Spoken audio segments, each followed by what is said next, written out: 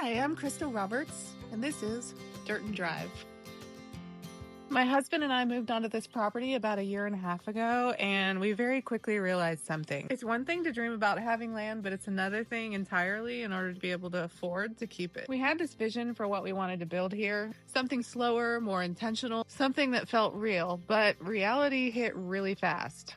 Land takes money. Building takes money. And if we were going to be able to keep this place, we had to figure out a way to actually help make it more sustainable. How can we actually get this place to support itself? So we started asking the thing that I think a lot of people right now are asking themselves. If you have a small piece of land, can you actually utilize it to support your life? Or is it always going to cost more than it gives back?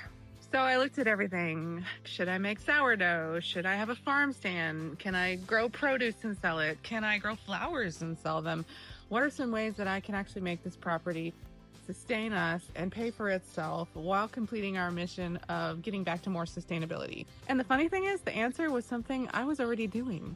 Tallow. I was making my own tallow products because I had struggled so much with my skin, and it was one of the few things that actually helped me. When we got married on the property right down there last year, I made soaps as favors for all of our wedding guests, and people kind of became obsessed. They kept asking for more, and at some point I had to ask myself, is this it? What if this isn't just a hobby or something I do for myself or my skin, but what if this is the actual thing that helps us with this property? So I started Dragon Creek Ranch making tallow soaps and skincare, and that is what's actually helping us pay our mortgage right now. Don't get me wrong, it's still a struggle. We have so much to do and so far to go, and we're still digging ourselves out of a financial hole of just getting into this property. But I definitely see how this is kind of a light at the end of the tunnel for us. And that honestly is what got me thinking, like, what are other homesteaders doing in order to help sustain their families and sustain their properties?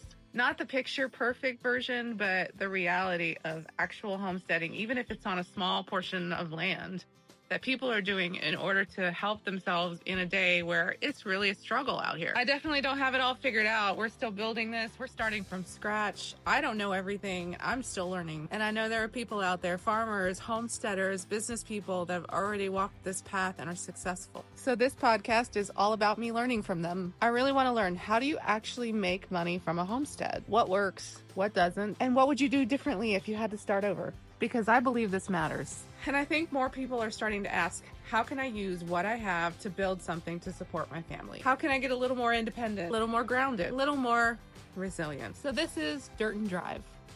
This is me building Dragon Creek and learning how to build a small homestead into a real business. And if you're trying to do the same thing, you're in the right place.